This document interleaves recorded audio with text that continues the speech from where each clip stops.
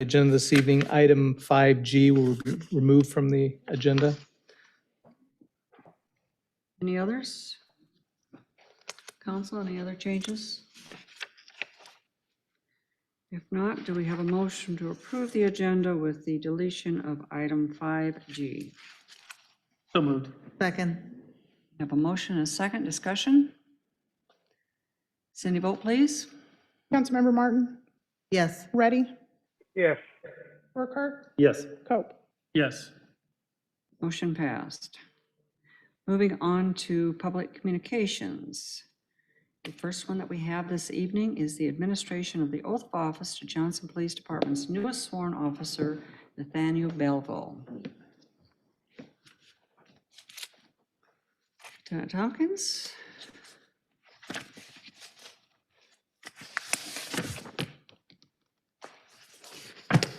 Mayor and Council, good evening. Thank you for the opportunity to welcome our newest officer this evening.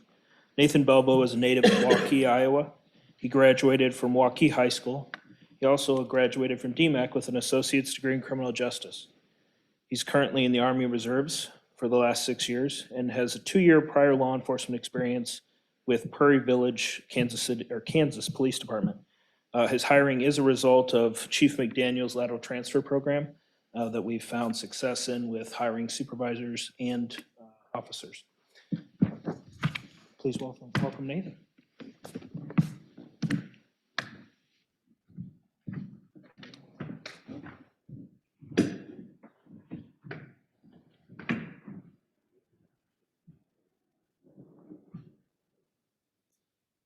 Raise your right hand and repeat after me.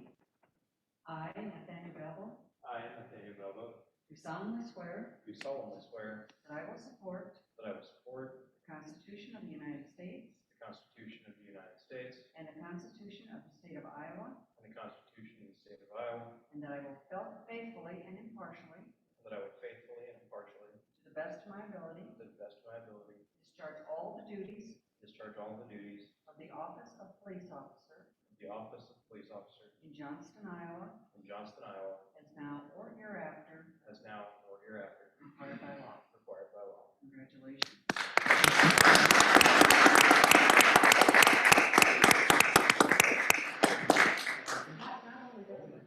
Not only does he come to us with a lot of obviously skills and talents, well trained, and we really do appreciate you choosing Johnston come as police officer. We couldn't be more proud of all of our police officers. You have done a fantastic job for us.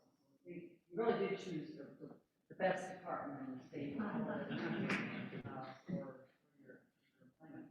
But we also have a great handshake.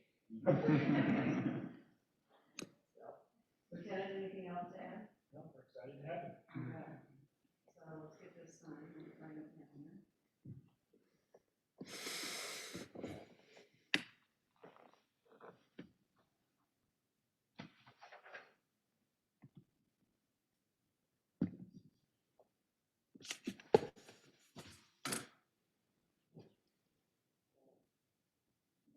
No.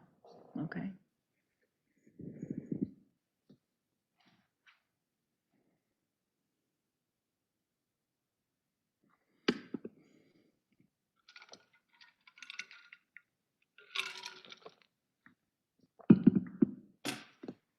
Do you have family, or can you tell us a little bit more about yourself? Parents are still out in Waukee, and Okay. girlfriend sitting in the back works here in Johnston, and Okay. pretty much it. Fantastic. Spent most of my time here. Thanks for bringing me. That's great. Do you need a picture?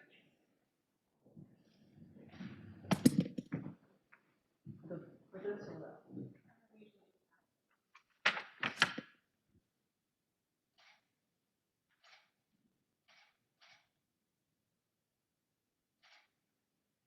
I want to be around. Sure, I'll make her walk up here.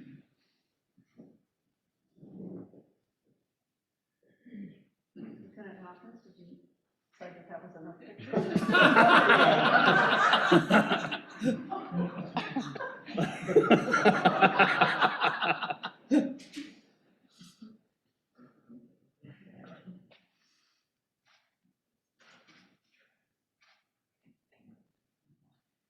so you live here, John? No, I'm in college right now, but I work at Page 1 Again, appreciate you bringing that to us, so. Thank you.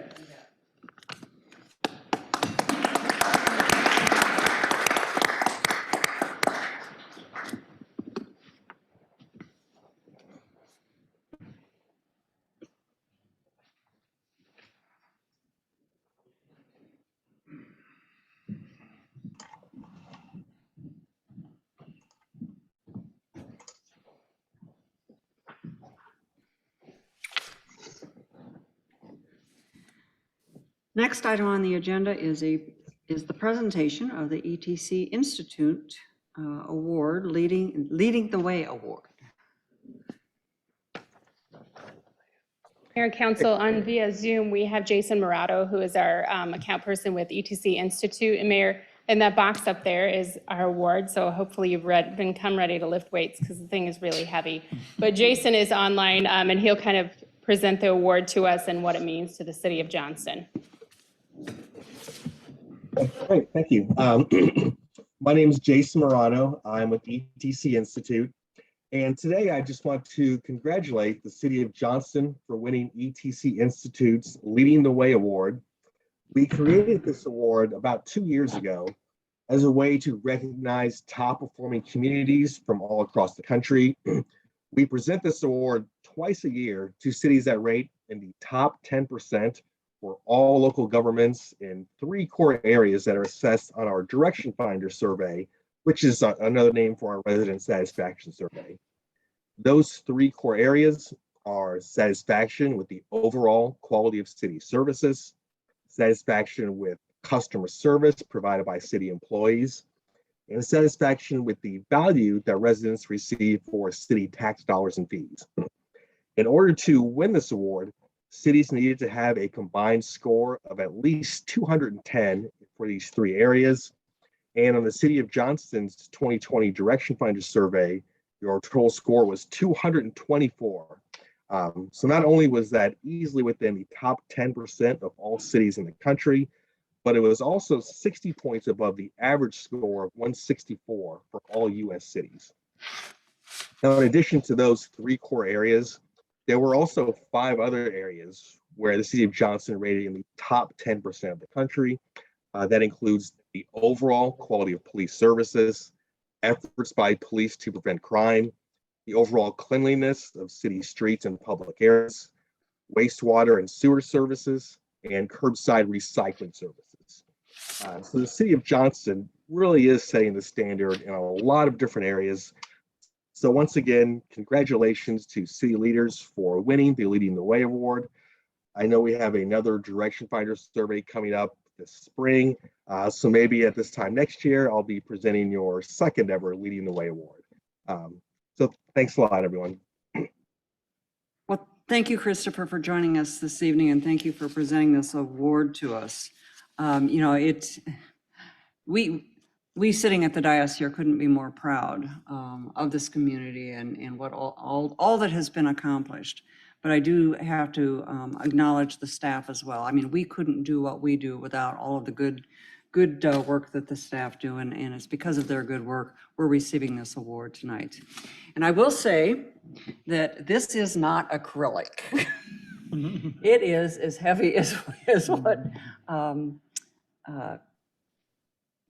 Janet says it is. And I think that we do need a pair of them, because the only way you're really going to be able to lift them up appropriately is if you have enough weight, the same weight on each side. So anyway, so do we need to take some pictures of the entire council? Well, we don't have everybody here, but let's take a picture of everyone that is here. We'll Photoshop in Councilman Evans and Reddy. Jim?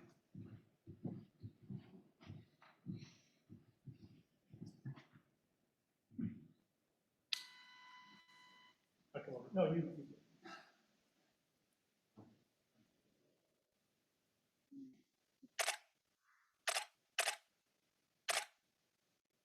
All right, thank you. Thank you, Jason. Thank you.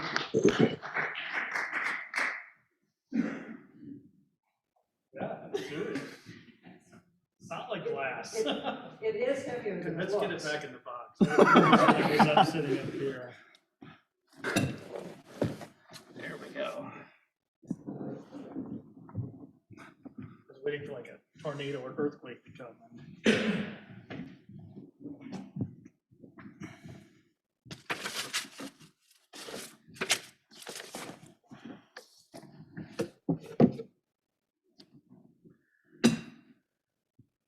And with that, we have gotten through the scheduled public communications this evening. Is there anyone in the audience that would like to address the council on an item that is not on the agenda? Either in the room or online. Has anybody indicated, Cindy, that they want to speak to us? Okay, if not, we will go on to public hearings. And we have several public hearings scheduled for this evening.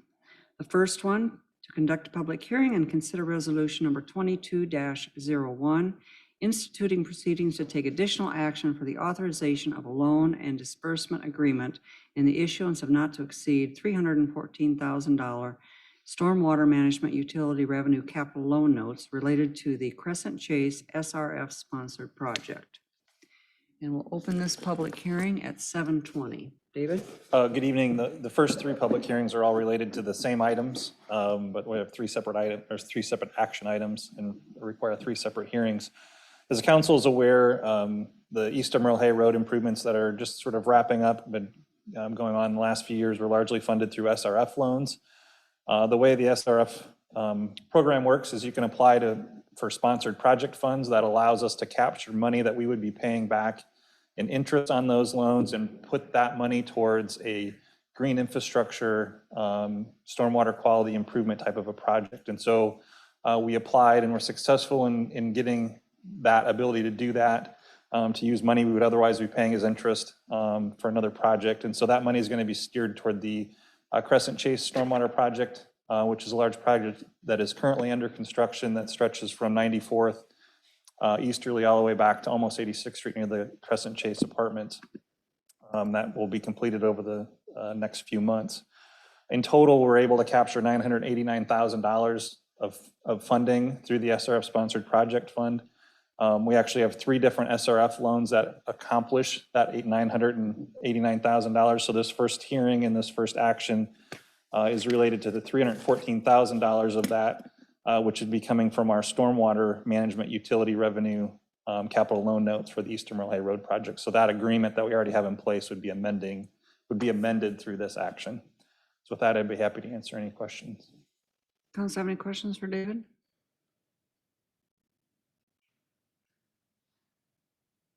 Seeing none, do we have anyone in the audience that would like to address the council on this item? If not, we'll close the public hearing at 7:22. Do we have a motion to approve resolution number 22-01? So moved. Second.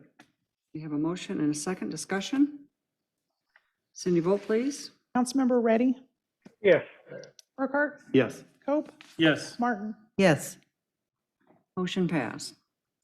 Item 4B, conduct a public hearing and consider resolution number 22-02, instituting proceedings to take additional action for the authorization of a loan and disbursement agreement and the issuance of not to exceed $543,000 general obligation capital loan notes related to the Crescent Chase SRF sponsored project.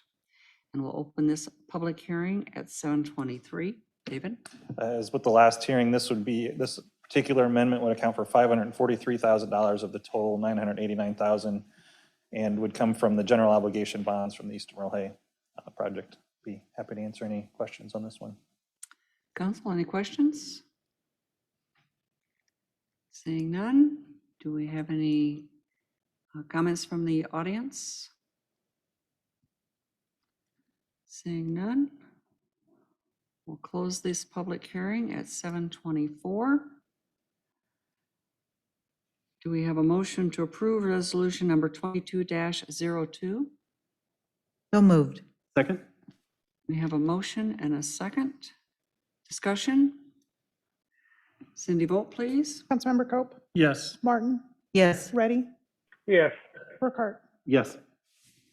Motion passed.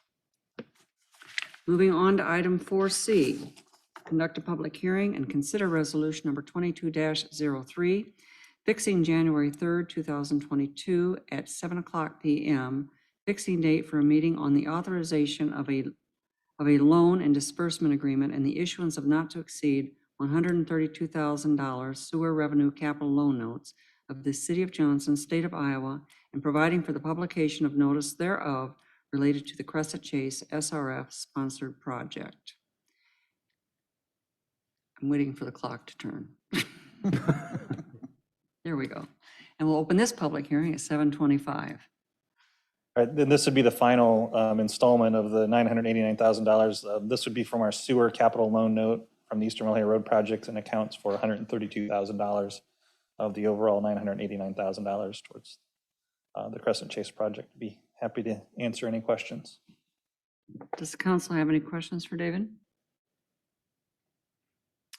This is a public hearing on this matter. Is there anyone in the audience that would like to address the council? If not, we will close the public hearing at, let's just pretend like it's 7:26. At 7:26. Do we have a motion to approve resolution number 22-03? So moved. Second. We have a motion and a second. In any discussion? Cindy, vote please. Councilmember Martin, Yes. Ready, Yes. Burkhart, Yes. Cope. Yes. Motion passed. I want to just note, the description of that item was really bizarre. Fixing of the date of fixing of the, I mean, so when you think of fixing the date, that means you're setting the date, but the date was today. So it's hard to look through the materials. It's $132,000, so it's not, but the description is confusing for us, let alone a citizen who might be looking at the agenda. So. Moving on to item 4D, conduct a public hearing to amend the budget for the year ending June 30, 2022, and consider approval of resolution number 22-05. And we'll open this public hearing at 7:27. Good evening, Mayor and Council. As we sit here January of 2022, we're starting the 7th month of our FY22 budget. This is the first budget amendment that we have completed or that we will complete for this budget. It won't be the last. We'll be doing another budget amendment, hopefully only one more budget amendment in April, May at the latest. This particular budget amendment is increasing the revenues by a little over 15 million and increasing the expenses by 15.8 million. And specifically, the revenues are increasing partially for the ARPA funds. We received the first tranche of our ARPA funds in August of this past year. And that was approximately $1.6 million. And we had some other, what it's called ground, the term is GEMT, but it stands for Ground Emergency Medical Transport Reimbursements we're getting for rescue billing that we had never budgeted or anticipated in the past. We're getting that funding now. We also sold some property and we purchased some property, but, and then we had SRF loan proceeds, and then specifically after July 1st, we sold our 2021 A, B, and C bonds and included some refundings, which increased substantially the amount of revenue coming in that we thought we were going to have coming in, because then we were paying off some bonds. So that's also affected our expenses. But and our transfers are up, and that's because we transferred, if you remember, we transferred some surplus water funds and sewer funds for Ignite and for property purchases. And We're paying both of those surplus funds back by bond money. You've already paid back the funds that we borrowed for the property purchase. And when we borrow our 22A borrowing, we'll be paying back the $1 million for the Ignite a surplus that we had. So there was 16 pages worth of detail provided to you regarding all of the expenditures and why we were having them and the revenue changes and why they existed. I didn't receive any questions from anyone necessarily. We did, surprisingly, one of the other unusual budget amendments that is included is the hailstorm that we had, I believe, I put the date in here, July of 2021. The hailstorm that we had here in Johnston, the insurance company came and toured every city facility and then provided a summary of loss and a check to the city for over $500,000. And specifically, we really only had, well, we had about $300,000 damage at Public Works, and some damage at the library. The other damages were, quite frankly, the department directors considered them a little cosmetic, but the issue is that the insurance company now has paid for that, and should there be a hailstorm some other time, they're not going to pay for that roof again if we didn't fix it. So we established a building reserve fund within the general fund. I deposited that $500,000 there. Out of that money, we're paying for the repairs at the library and at Public Works, and that money will be sitting there in a building reserve fund should something happen. We didn't necessarily want to not accept the money, but I didn't want it to get lost in just the regular budget. So that was another revenue and potential expense that was not included. So I think as far as the other expenditures that I wanted to make a note of, I was really specific in the transfer page regarding how the transfers were working and how we were moving money from the water fund and the sewer fund. Have that in there very detailed for you. So I guess I'll just kind of stop right there because I could go forever and just ask if you guys had any questions about any of those pages on the budget amendment. It also corrected, it also did correct our beginning and ending cash balance because we always budget an estimated beginning balance. And we had estimated that our budget at a beginning balance of $41,555,000. And we actually started with a beginning balance of $51,800,000. So it was $10 million more than we had budgeted. So that changes in there as well. But did any of you have any questions about any of those budget amendments? Council, any questions? So you mentioned that so we started with, in essence, $10 million more than we thought we were, 41 versus 51. So what's the ending balance projection now? The ending balance then projection is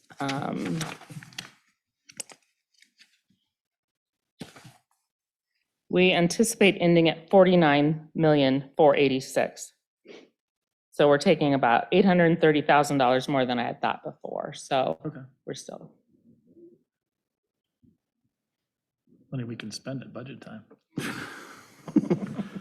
Does that include the, I'm not going to use your appropriate phraseology on the correction of the local option sales That's tax? all funds, Thank you. general, utility, local option sales, everything. Okay. Any other questions, council? This is a public hearing on this item. Is there anyone in the audience that would like to address the council? Seeing none, we will close the public hearing then at 7:33.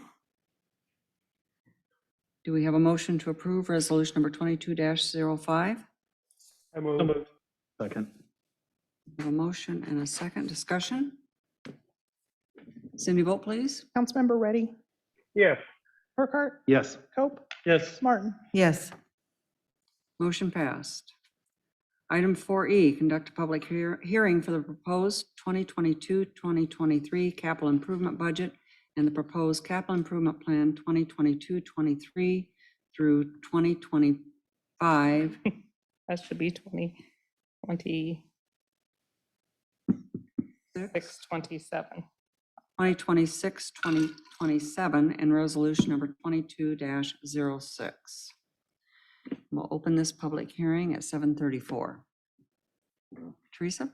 Typo, sorry about that. right. Just saw that too, and I just read that. Can read them 100 times and never see it. As the mayor mentioned, this public hearing is for two particular items. The 2022-2023 capital improvement budget that you'll be approving is the 2022-2023 CIP year, but you're also approving all 5 years of the CIP plan. Even though you're going to approve the CIP budget, what that means is that gives me the authority to include that in the budget I'm working on for you to approve in March. Anytime there's a capital improvement project that the council moves forward with, you either are approving an engineering contract or a concept or something. Those projects always come back to you. So even though you're going to be approving that CIP budget, know that those projects are going to be coming back to you. Either the park board, the council, somehow or other, those projects always come back to you again. But this whole CIP takes multiple months to work through. We start in about September. The various council committees, the park board, library board, various boards all start talking about projects months ahead of time. Then you start working or talking about them at the council work sessions. Each department kind of brings forward their projects and their areas of responsibility, and you have worked through them. And so now this is the culmination of all of those projects and where we're at.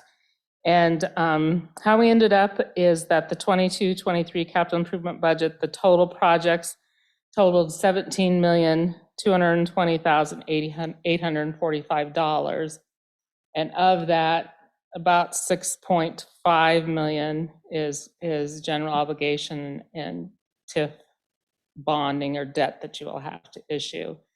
The rest might either be self-sustaining revenue, meaning we have stormwater funds or water utility funds or something like that, or we have a grant possibly, or you could have the Parks and Trails Improvement Fund, Fund 318, takes care of some of their capital improvement fund projects.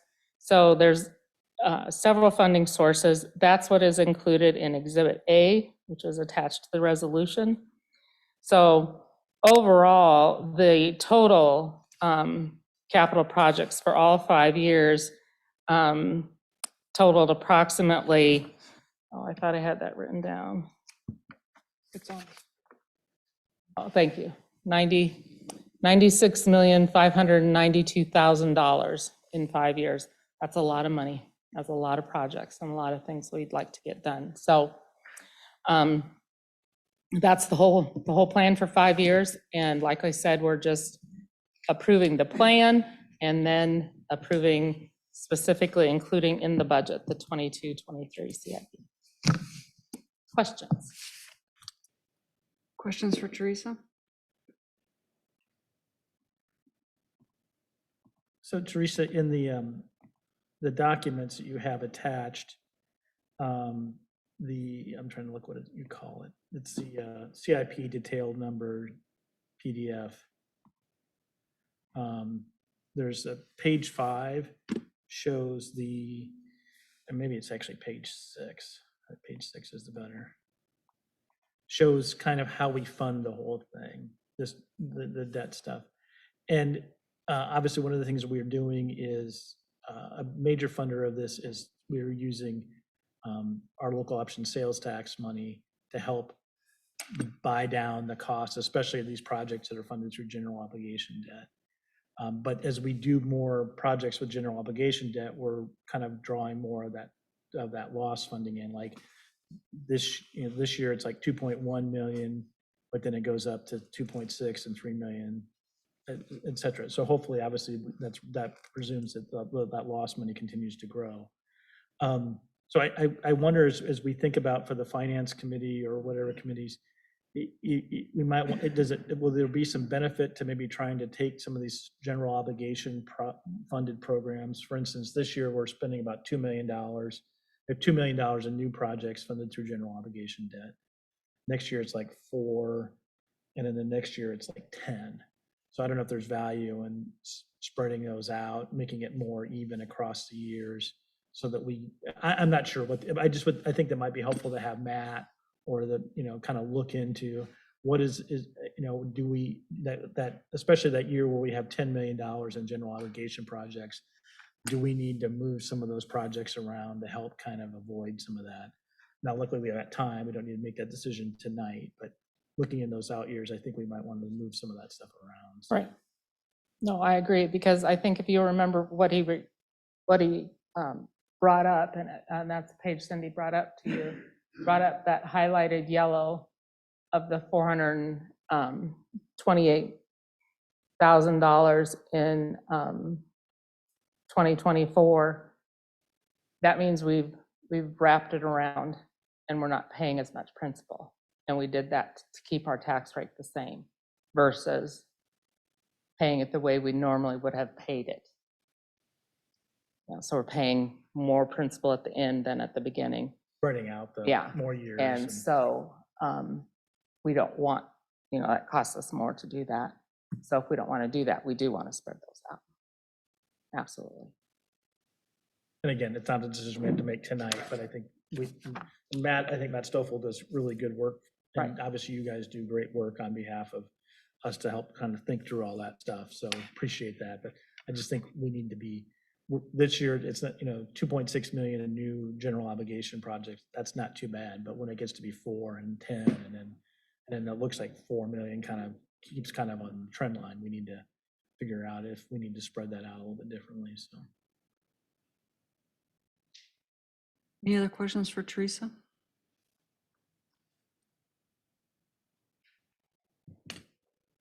Not, this is a public hearing. Is there anyone in the audience that would like to address the council on this item?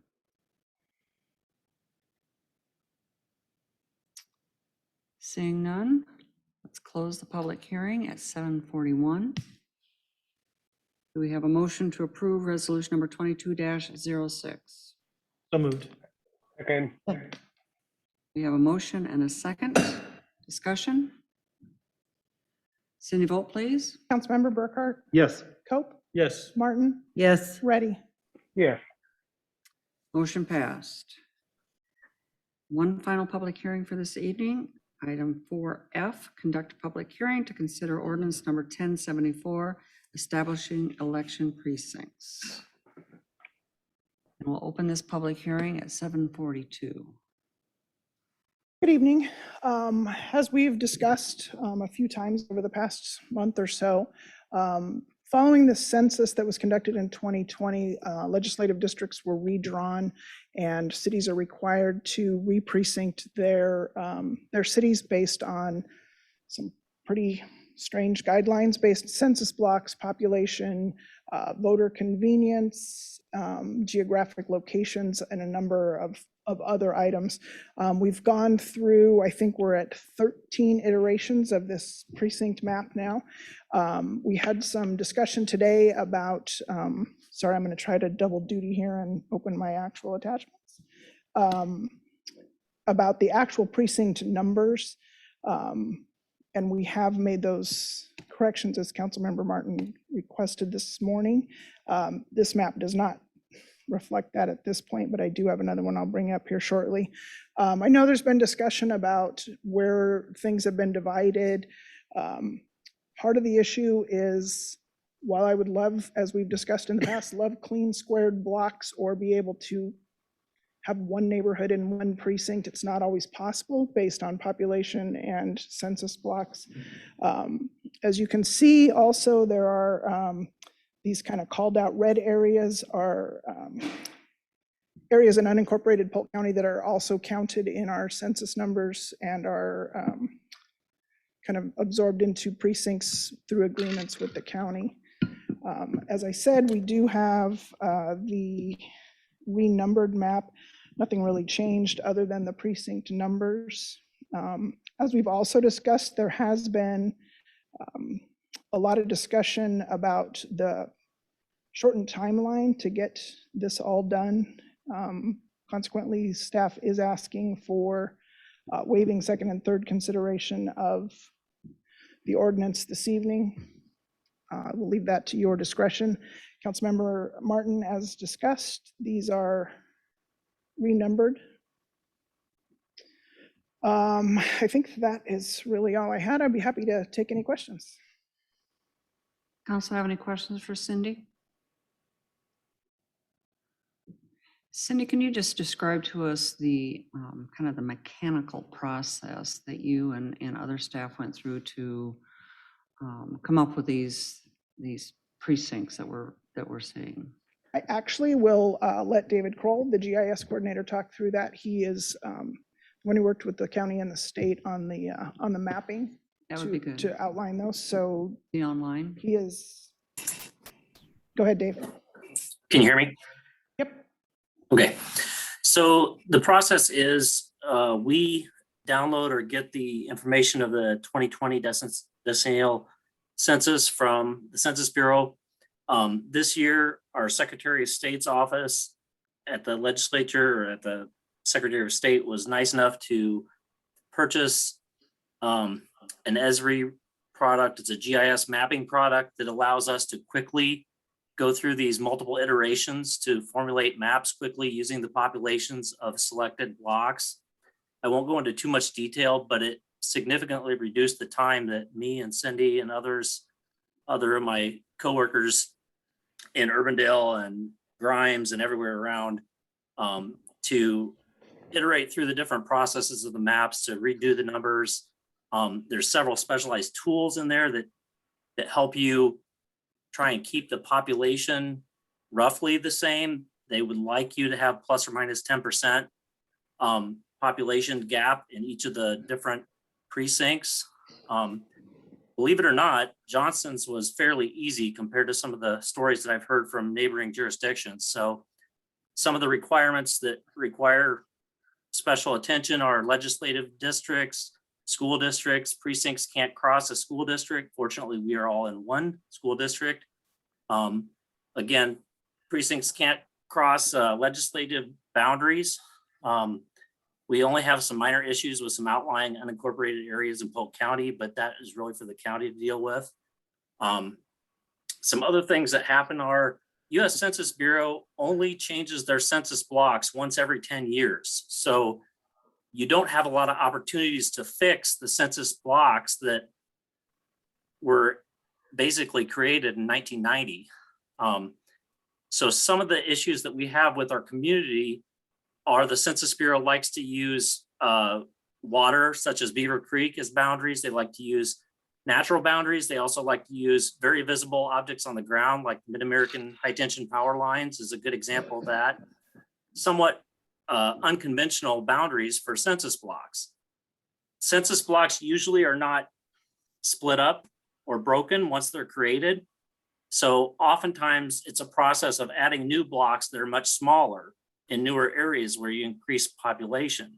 Some of the challenges that Cindy and I faced while doing this was we've had some fairly dense population growth in, I guess, what would now be called Precinct 2, just west of Merle Hay Road. It's the Bricktown development.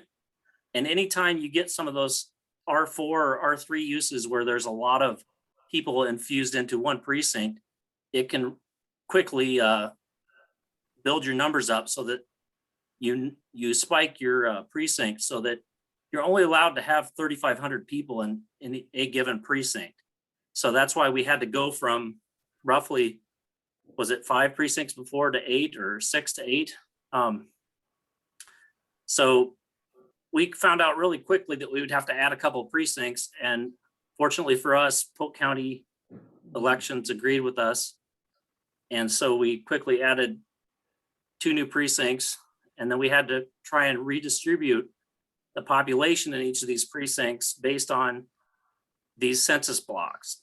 So keep in mind, we would like it to be nice and tidy, and we would not like to split neighborhoods up or split sides of the streets.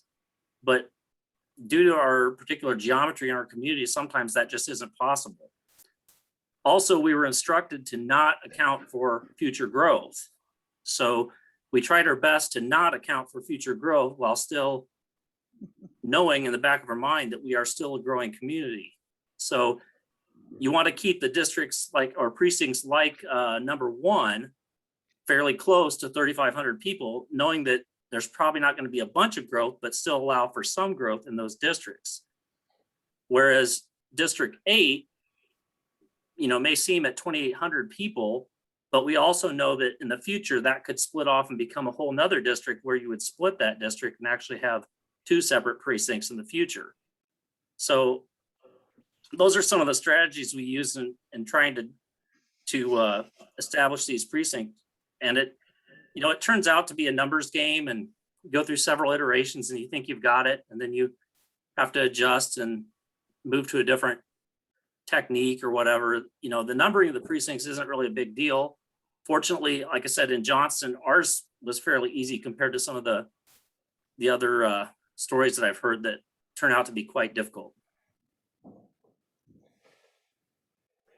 I do want to add one other thing too that I know I've mentioned before, but part of the difference between, say, us and Des Moines, we don't operate on a ward basis. We are strictly precincts. So the intent of this is, where will people vote? One of the issues that we've always had in Johnston is there are not a lot of facilities that will allow the election folks to come in and hold elections in their facilities.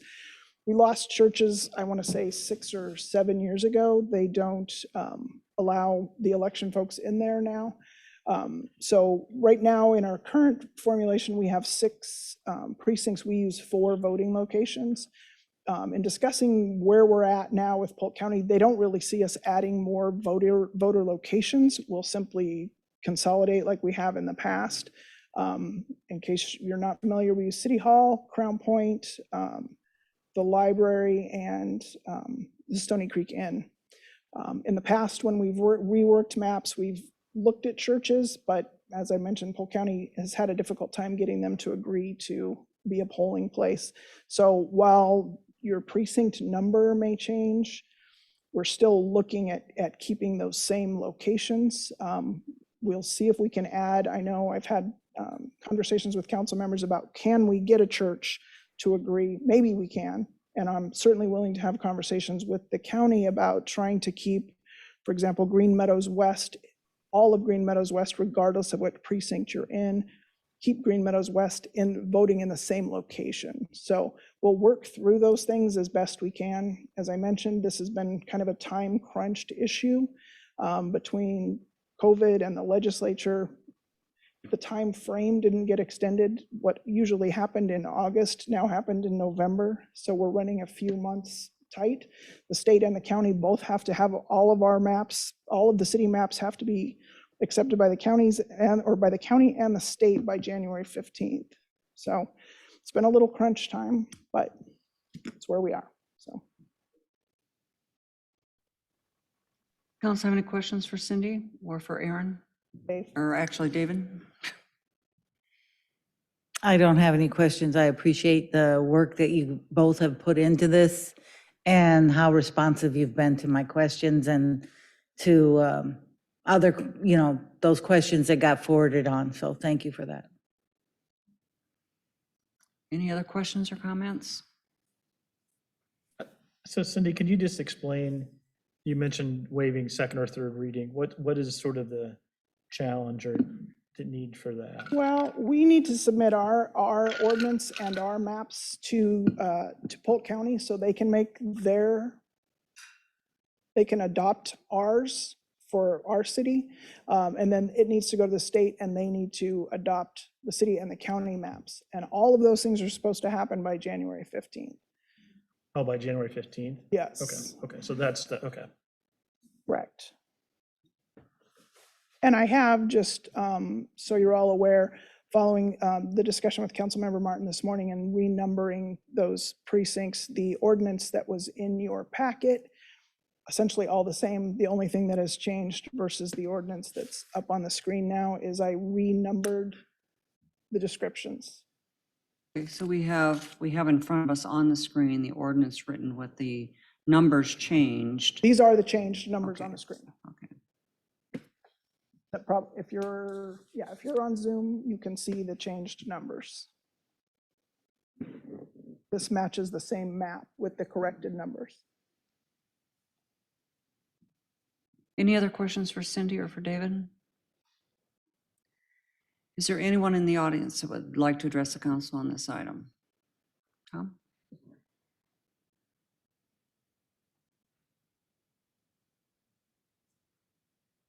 I know this is a difficult task and timeline is very short, but I have a significant problem with two precincts. By number, because I don't have that number in front of me now. Oh, I do. Okay. So what the principle of source of my concern is Beaver Creek.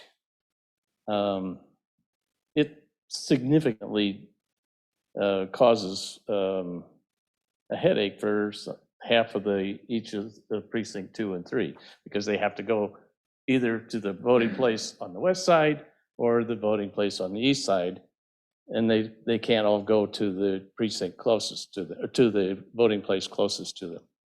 For example, new 3 here has old 3 and old 2. If you're familiar with that, old 2 voted, I think, at City Hall, and old 3 voted at Stony Creek. But now, if you happen to live like Tom Cope does in old 3, now you're going to have to go over to City Hall to vote. Or if not, if we had to go to Stony Creek, all the people along the east side of, or the west side of Merle Hay would have to go clear over to Stony Creek. One voting place for each precinct, not 2. So it's But Tom, I think that, I live in Green Meadows West and we currently vote at City Hall. great. Our Crown Point, isn't it Crown Point? Or Crown Point. Okay, I'm so sorry. it never. And actually, I mean, I live in the new 7, not and the mayor and I live in different precincts. but What? I live in 7 Oh, you or moved? 4, whatever it is now on this map. We live far enough west in Green Meadows West that. I don't think if you're looking at the same map I am, I don't think. Well, you it's do. hard, it's kind of hard to tell what as detailed it is, but. Yeah, I think you- Whatever. I think I'm digress. familiar with where you live, and you live in Okay, number fine. 3 there. Unless you moved, which I don't think you did, so. So my point being, it would be a task to redo this now that we have so little time, so it seems a little bit odd that we have a public hearing when we don't really want to hear anything from the public, or we can't afford to, or something like that. But I looked at it. I happen to have some numbers from another source, but it's also provides what is the population east of Beaver Creek, and it's under 10,500. And if you had 3 precincts on the east side of Merle Hay, or of Beaver Creek, each of them could be under 3,500, or 3,500, which is the requirement. You could do this, and then have the other precincts on the west side, the 5 precincts that remain. I know it's difficult, but you could do it. You'd have to rearrange some lines and, but you could get that done.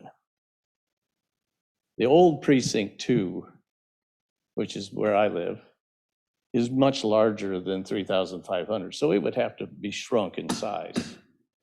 And it could be shrunk in size. And the old precinct 6 is much smaller than 3,500. So you'd say, well, some of those people up north in precinct 2 could go into precinct 6. And we could make some adjustments between 1 and 2 also to make it possible that each one of the precincts on the east side of Merle Hay could have less than 3,500 people in it. The west side, another example of trying to simplify it for current voters, is the old 3 could be split between old 3 and old 4. There was too few people in the old 3 and too many people in the old 4.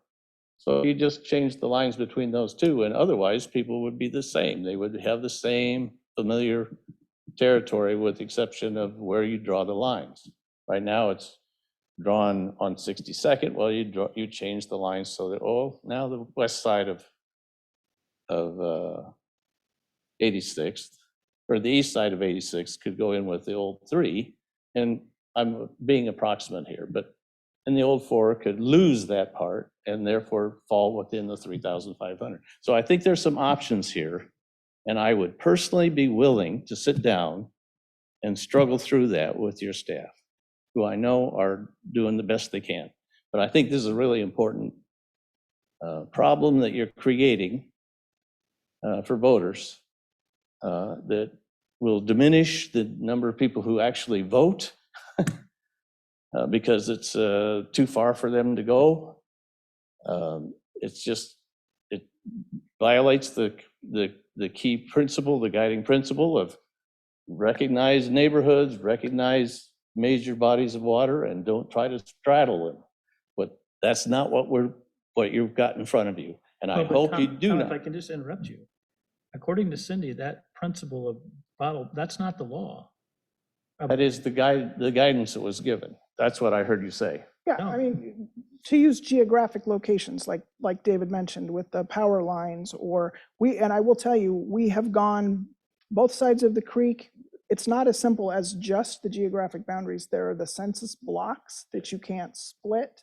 That's where the 2 people on either side, because of where the census blocks were laid out, we can't just say, well, let's go east of the creek or west of the creek. It just depends on how the Census Bureau has laid out the blocks. I can only imagine. I recognize I have a tall order, but now it's late. This is the first time for public input formally. But we've talked about this at a work session at a previous council meeting.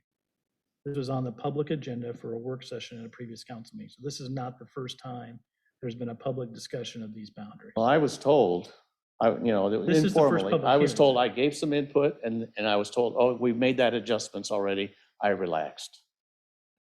And now I find, oh, it's back. The problem is back. So I learned, maybe mistakenly, but I was told, oh yeah, your input has been accepted. But it wasn't so. Or if it was revised again. But I'm still trying to understand the challenge. Is your concern that people who live on the west side of Beaver Creek can't drive over to a precinct location on the east side? And that again presumes that we're not going to be able to add additional voting locations, which I think is what we should be trying to do. I agree. I think completely. the issue is, I think this map is because we don't have a lot of control over the precinct lines because of population and census tracts and stuff like that. I think the thing where we can have is we should all call Jamie Fitzgerald and say, Jamie, we need more voting locations in Johnston. Okay, And we'll all do that.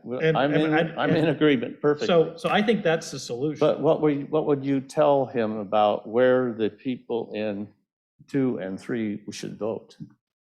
I think According to that map. I mean, the Baptist church there on 62nd, that's just across the west side of the creek is I think a pretty good location right there, kind of on on Green Meadows West. That's the, All the people in 2 and 3 who live east of Beaver Tom, Creek would have we'll to go over welcome, we'll there. welcome you over across the creek. It's I know, beautiful. I'll but give you think, pie. think about the people who live there.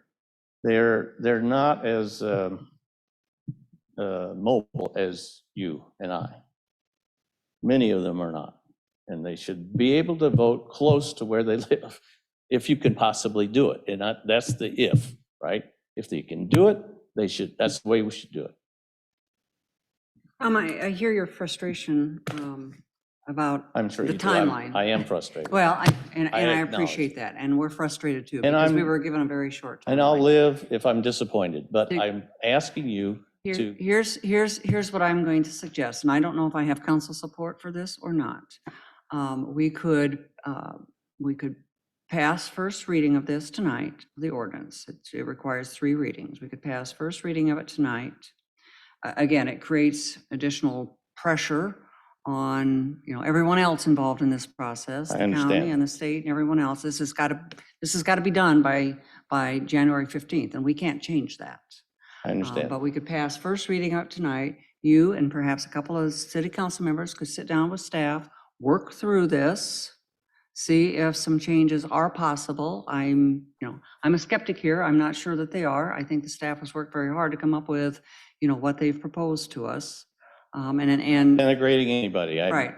I'm just- And then we would have to have a special meeting then, next Monday night, to do the second and third reading of it. I'm Right. not available next Monday night, so.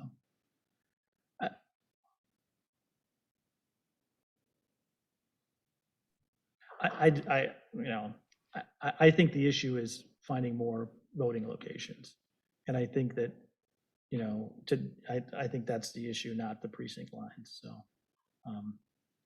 I'm available, I'll, whatever you want to do on second or third reading tonight, I'll do, but I'm not available next Monday night for a council meeting, so. Maybe others are, but I would prefer not to do it next Monday night. Or we could do it Thursday night or sometime this week. The legislative session starts Monday. I'm pretty much unavailable. It's starting tomorrow for the next, unfortunately, as you know, the opening week of the legislative session can be almost the busiest of the whole session. So the governor is doing her State of the State message on Tuesday night. It's just very challenging, so.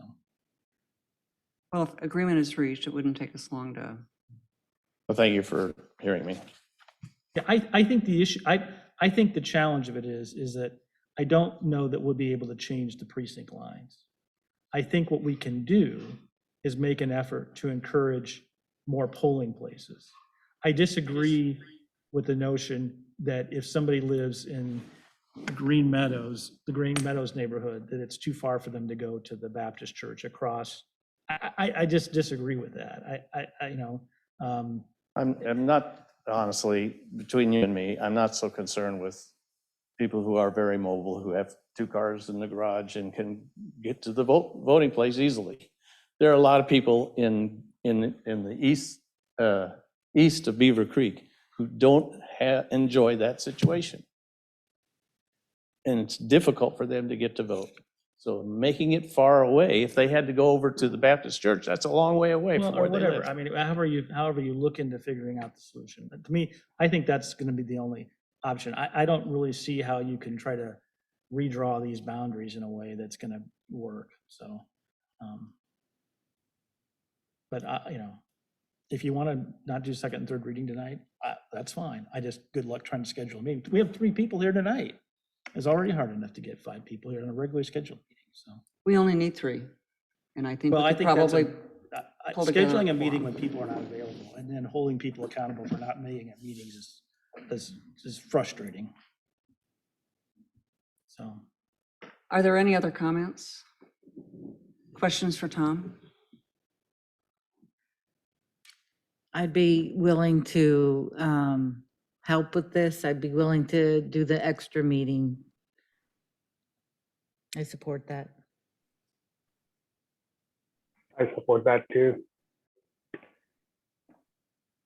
Is that Suresh? Yeah, What did he I- say? That as well. Thank you.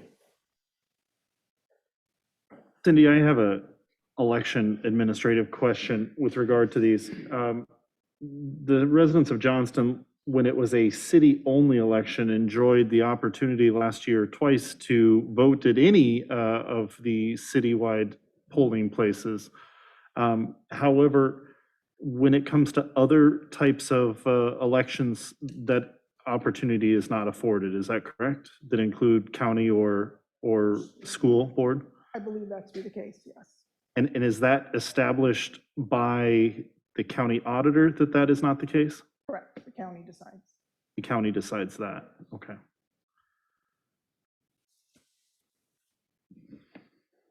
We're still in a public hearing on this item. Is there anyone else in the audience that would like to address the council?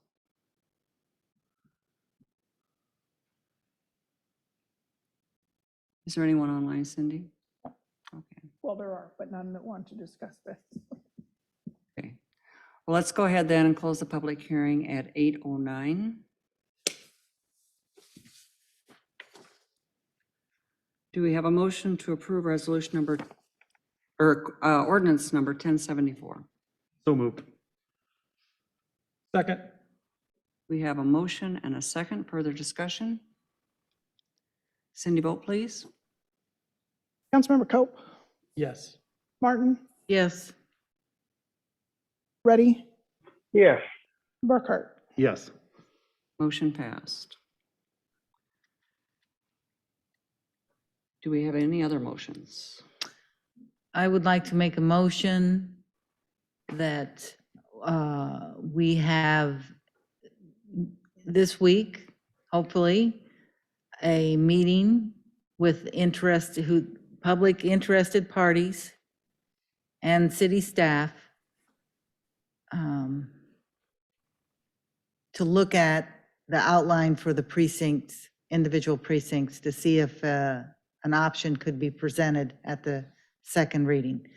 I do not, this is my first motion just off the cuff, so if that doesn't sound right, let me know. I would just like to amend that motion to say that all efforts should be made to make sure that the meeting is scheduled at a time that all members of the council can attend.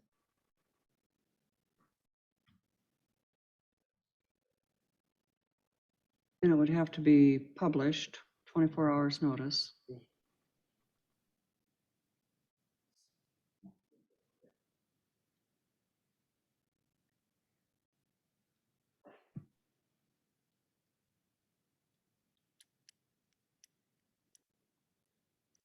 Is there a second to that motion? I second. So you're waiting for that. I second. We have a motion and a second. Any further discussion? Just want some clarification for, this is a work session meeting or this is, okay. I think it's intended to be a working meeting. Well, it would be a council meeting. It would be an official meeting where action could be taken. I don't think that's what, That is not what I said. I Martin said had in I mind. would like to have a work session meeting with the public and as many council members as can be there in this next week, Okay. I was Tuesday, thinking- Wednesday, Thursday, Friday, to have an in-depth look at whether we can do, redraw the boundaries for the precincts that make more sense holistically. So it is a work session to work with staff so they can, show, so there can be some suggestions and immediate look at the population numbers to see if we could get to some place that makes a little more sense.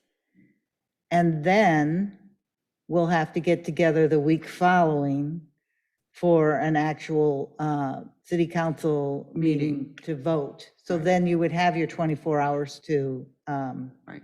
So what I'm hearing you suggest, Councilwoman Martin, is not a work session in the sense that we speak of a work session, but a working meeting. working meeting. Where staff, members of the public, and council members would be present. Let me Right. just to have ask, that discussion. as you envision that, I mean, the one advantage of a work session is all members of the council can participate. And I would prefer that as opposed to a meeting in which only 2 members of the council can participate. Oh, So if that's the case, then we would need to publicly notice that. We would have to schedule it publicly notice it 24 hours, and then any member of the public could attend Sure, that. I mean, that's what I'm hearing that people want. Why would we not want any member of the public to be able to participate in the process? I appreciate what Councilman Cope has described, and I think that is important, that all the council members get to be part of the reason behind these maps. So therefore, it would need the 24-hour notice. And so I'm willing to stay after our council meeting right now. Once we adjourn, look at dates with the other council members here and see if we can't find something along with staff that we could be at. That would require a meeting this week in order to have some sort of a recommendation or proposal for next Monday night. It would have to be on Thursday, I'm assuming, or Friday. Why couldn't it be Wednesday? We can get it to Wednesday, that's great. May I ask a question, Mayor, Alternative. just real quickly? Who has to be there from staff? Because I know the precinct, the population has to be you and Dave Kroll. So there's nobody else. We would have all the information this group would need if you both were able to attend the meeting. Because I mean, it's very specific because it's by census block. So you put one census block in there, you know, it moves all the numbers around. So I just want to make sure that there isn't anybody else that needs to be involved from the staff perspective. Correct. Okay, great. Thank you. I wonder if it's an alternative. I was picturing maybe the two staff people and me trying to come up with another plan. It's just a plan. And then we would present that at a following meeting of the council, and you would all either accept it or deny it. Well, if you want it, if you and the staff people can find a time between now and whenever this work session is scheduled to do that, that's fine. But I'm not prepared to have the three, you and present something at the council that we don't have an opportunity to weigh in on until we have to vote it up or down.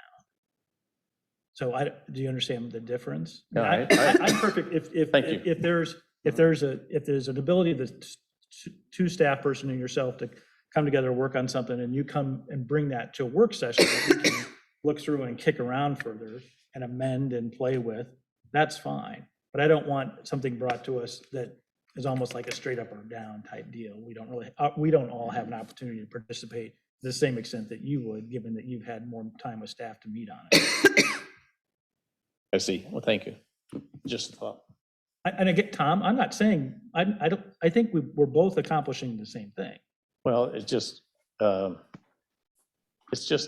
alternative. I was thinking we would just say, you have two choices. You either continue with the old one or take the Well, new and I one. think that could be, you could do that, and you could present that to this work session that's being Need made. a work session to discuss it and Yeah, decide to because do maybe it? we'll come up with a third thing that pulls them all together. I don't know. That would be difficult. Well, I just don't know. Again, I think we're dealing, enough said. Okay. I think if you want to do whatever you want to do, you can do that. I'm not just trying to dissuade you from doing it. I just don't want. Okay, Tom, thank you. I think we need to, if we're going to have two meetings where all the council members are going to be present and the public is noticed and anyone can attend, we need to determine those dates right now. Otherwise, I don't want to create an expectation that we're going to have two meetings between now and next Monday, and then it's not possible for those meetings to occur.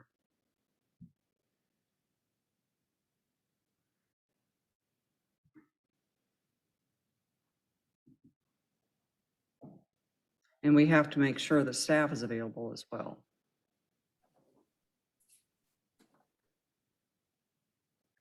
Wednesday, Thursday, Friday?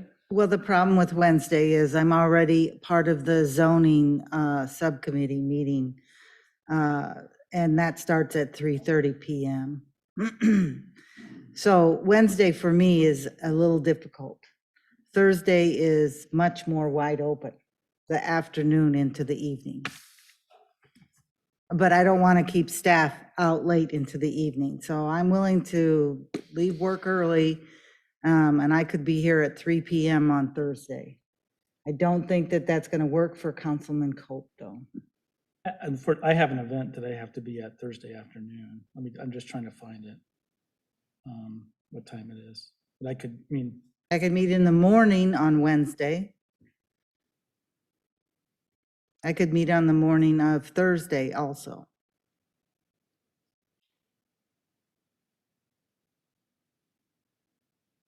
I wouldn't be able to do the morning Thursday.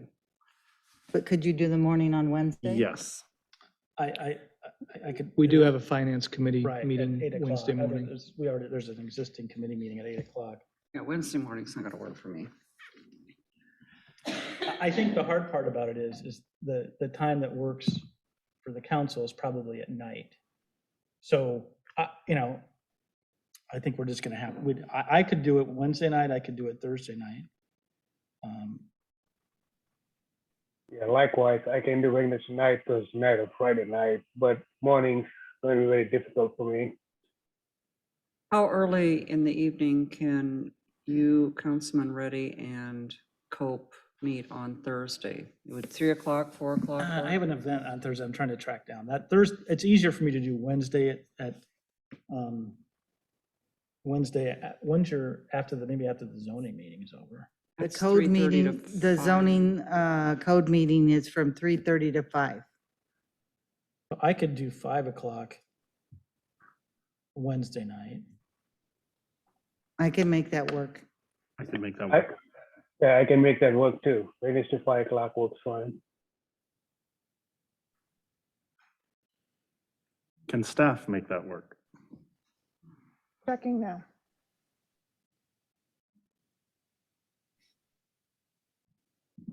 Let's plan on 5 o'clock on Wednesday for a work session to discuss the, And I, Gonna be bribing us? Very good pizza. Which side of the creek?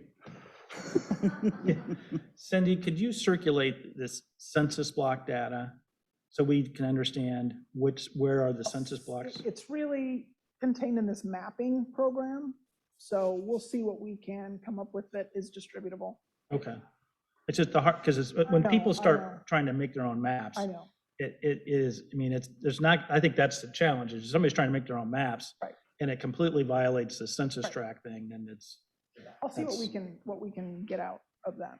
I'm assuming this meeting is at City Hall. So 5 o'clock Because Wednesday, we'll need the mapping program, so. 5 o'clock Wednesday is 5 what we o'clock said. Wednesday. and what time can we meet on Monday? 8 o'clock at night. Maybe 7:30.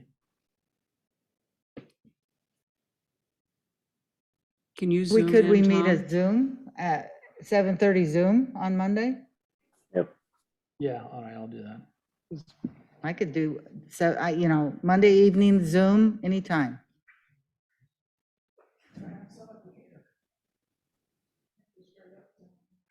So what time did you just settle on for Monday night? Well, I'd like it to be 6 o'clock.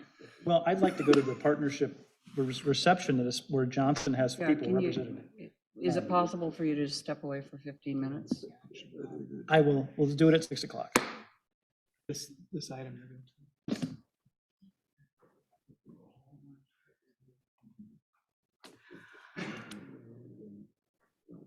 Okay, we have a motion to approve first reading of ordinance number 1074. We did that, now yeah. We're on this But amendment. that's right.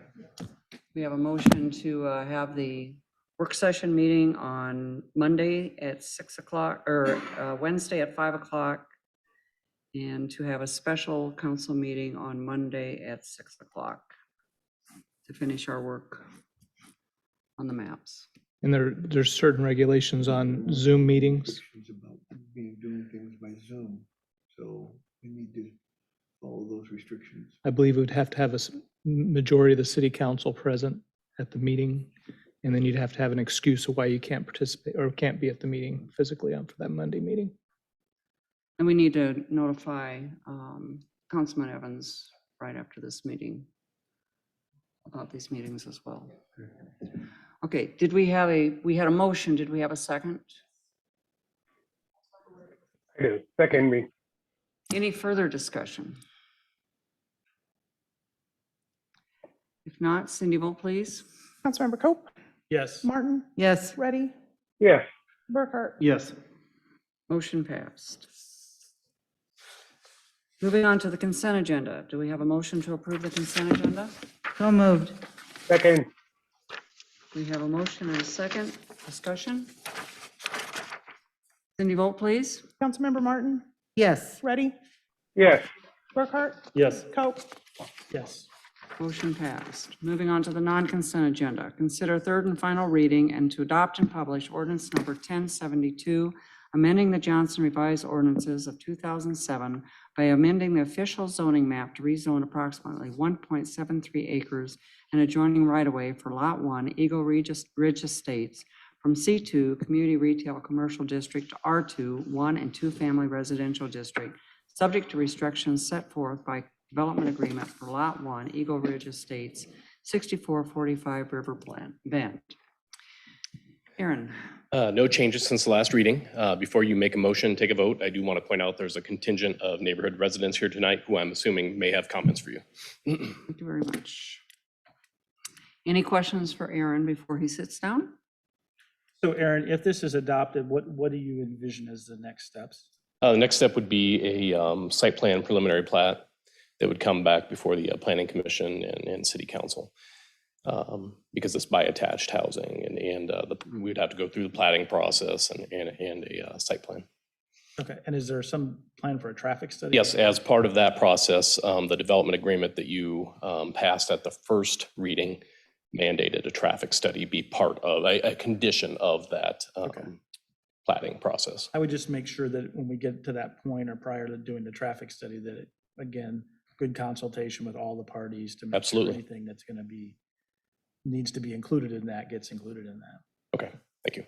Aaron, I do have one further question. Don't wander away too quickly. There was reference by a resident at the last reading that perhaps a traffic study wouldn't be needed because of progress and discussions. We'll find out a little bit more about that. But are we able to amend the development agreement? We would have to amend it. If the council determined that they didn't want to proceed with a traffic study, we would have to amend that development agreement. All right, thank you. Any further questions for Aaron? If not, do we have anyone in the audience who would like to address the council?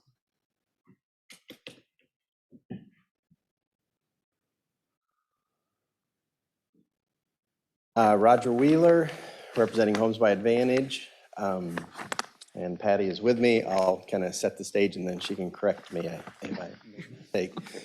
We've had a lot of conversations since the last reading. We did not spend Christmas morning together. But we've been pretty busy. We have not achieved what we hoped to, which was an agreed on site plan prior to this meeting. We've really narrowed to a couple of different plans done by two different engineers, one that clusters some entrances in the garage entrances in the back of some of the units, and one that clusters some garage entrances on the front of the units. And we just have 3 or 4 issues that we're having trouble overcoming. Both parties, the developer and the neighborhood, as I understand it, agree that we will continue to collaborate and come up with some workable solution.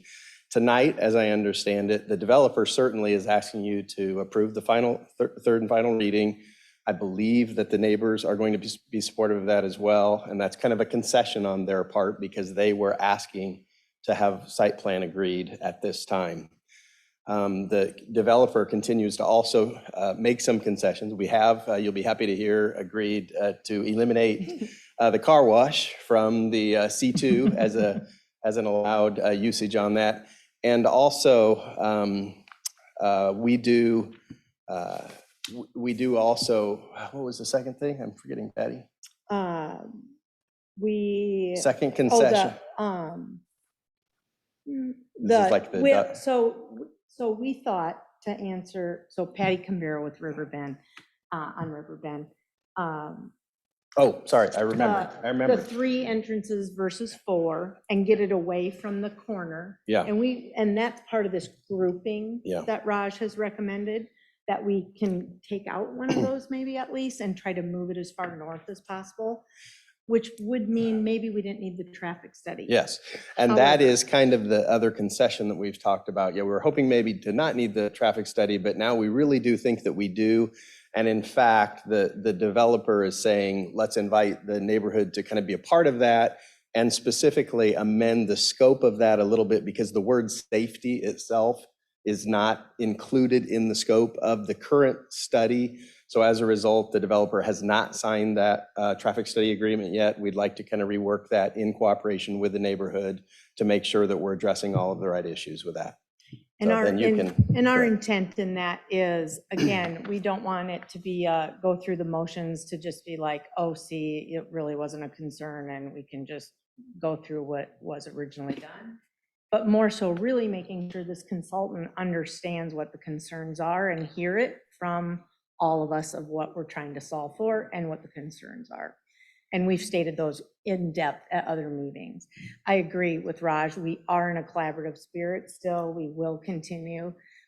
We understand that it makes sense to continue progress on this. We did want to have more of a, we're totally in lockstep with maybe a preliminary plan at this point. We're not there.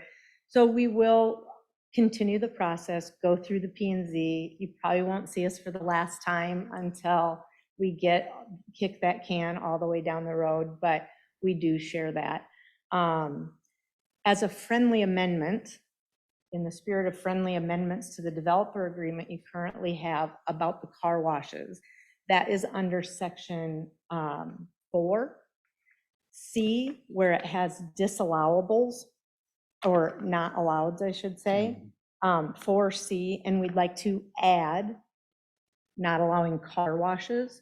So that would be, because you are, I believe, approving that developer agreement along with everything tonight. I think that's correct.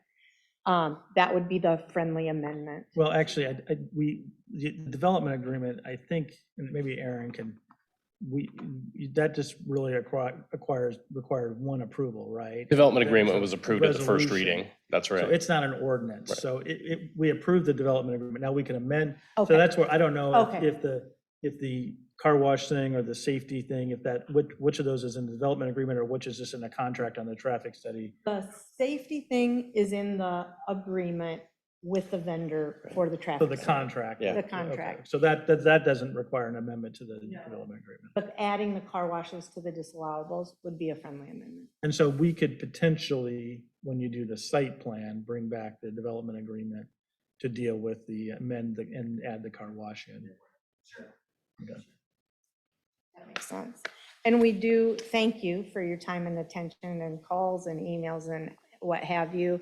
We want to continue to collaborate, serve as an example, and, be a developer, neighbors, staff working on this early and often and through the whole process. And we are committed to that. I think that's it. What do you think? Thank you. Well, thank you. And again, really appreciate your willingness to work together on this. I think we all, just like to see the collaborative effort and are just very optimistic that you'll be able to see this to the end. So thank you. Thank you for being here. With that, we have in front of us ordinance number 1072 for third and final reading and to adopt and publish. Do we have a motion? So moved. Second. We have a motion and a second. Further discussion? Yes, Mayor. Aaron, I have a question directed to you. If this is approved as a C2 with those special conditions, and let's say hypothetically, the purchaser sells to somebody else and we haven't added the car wash, what's to prevent someone else from putting in a car wash? Legally, nothing. They would have the ability, the zoning would allow it. They would come before you with a site plan, seeking approval of a site plan. And I don't know that legally you could deny it. Certainly, Yeah, I mean, certainly you could deny the site plan, but I don't know where that puts you in terms of on legal footing, but Well, if it was on the agenda at the next council meeting. right, exactly. After the consideration of the amendment to the development agreement, we would have approved the amendment to the development agreement, striking car washes.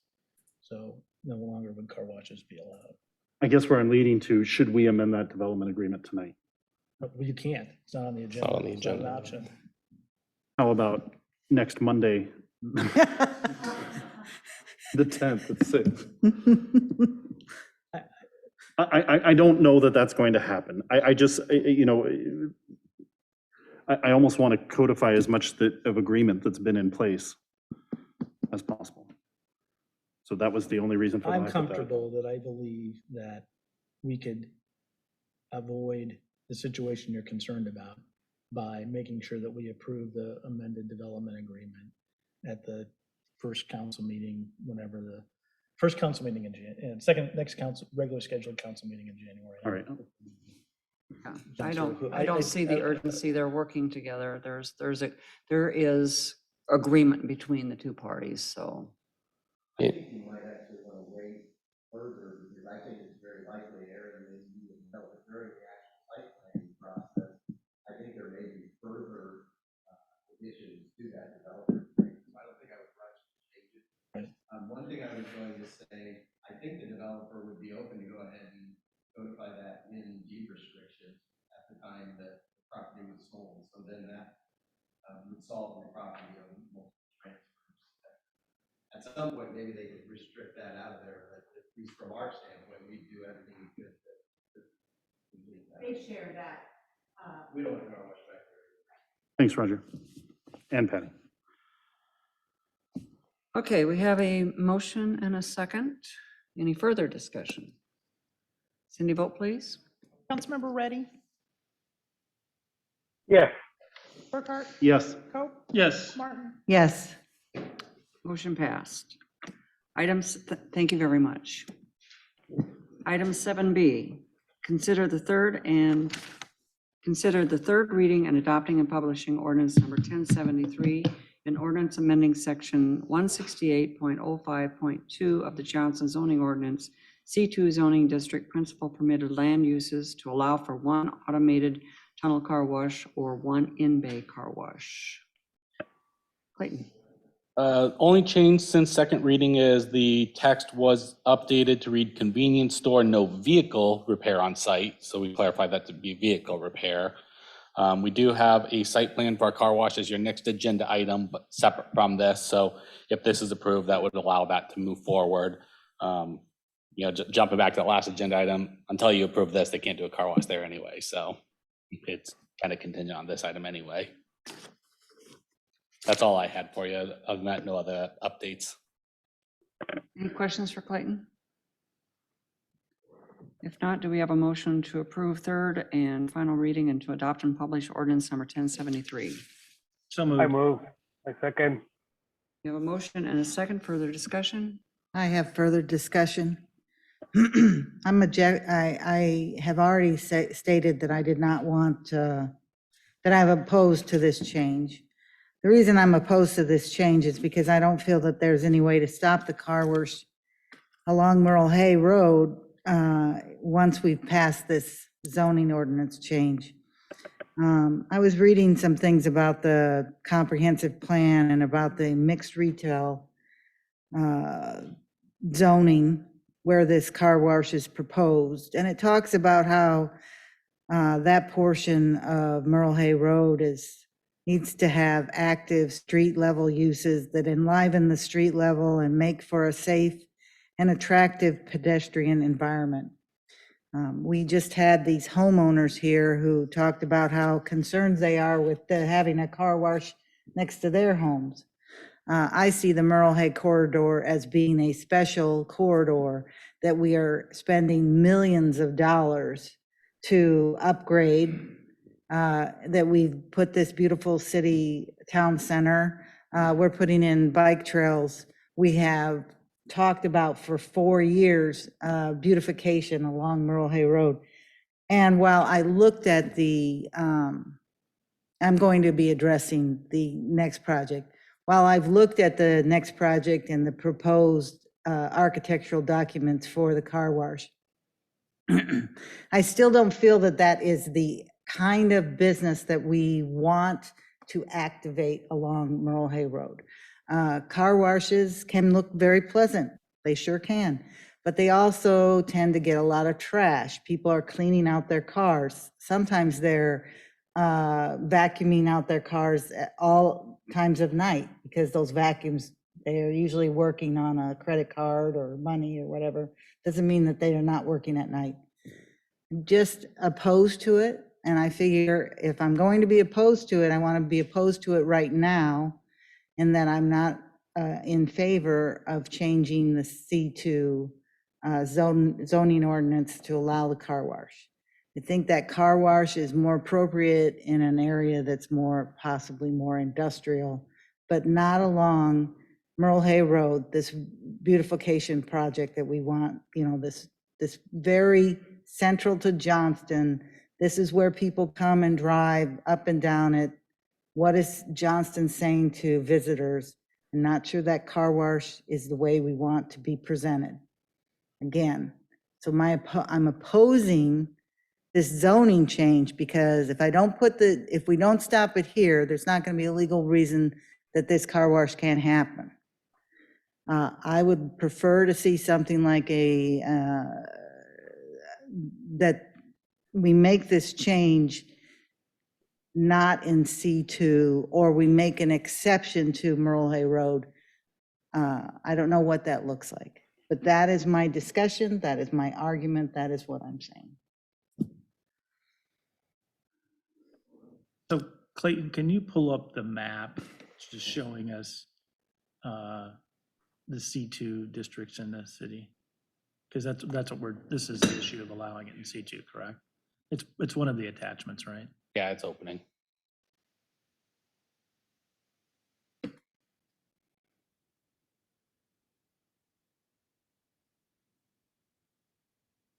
provided you several maps highlighting both where it would be allowed under the revised ordinance and where it's currently allowed. So what's open in front of you right now is looking citywide where it would be allowed, including C2, C3, mixed use center, M1 and M2, and then the various PUDs that reference back to those zoning districts. And if you go to the next one, I probably put these backwards. This is where it's currently allowed in the city. Then I provided zoomed in on the various areas in case you wanted to get to better scale to look at it.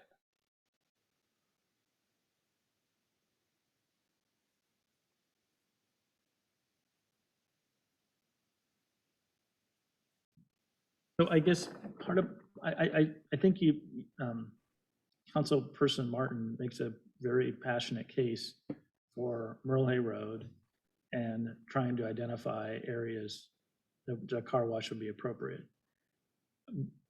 But this is really sort of a comprehensive plan discussion, right? I mean, in essence, you sort of think about, you know, where are your areas of the community where you think this type of business should or shouldn't be. And I think it also depends on what do we really think, what's going to happen on Merle Hay Road, you know, north of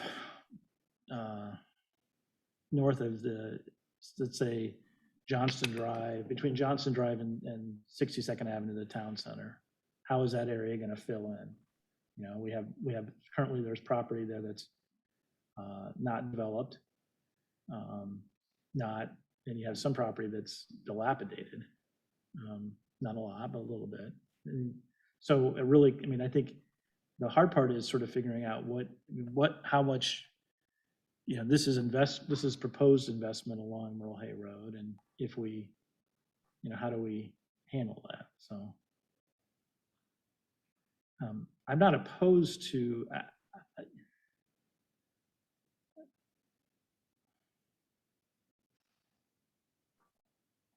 and I'm just sort of struggling to figure out how do we properly really think this through and make sure we make the right decision? Because I'm not sure. I think to be honest, I think car washes are getting kind of a bad name in this whole discussion. I mean, if you look at the modern, there's a nice car wash that's been built out on Grimes by, on 70th Avenue. And if you want to get an automated car wash in Johnston today, where you drive through, you can't do it there's not an automated lot here in Johnston. You have to leave the city to do it. So.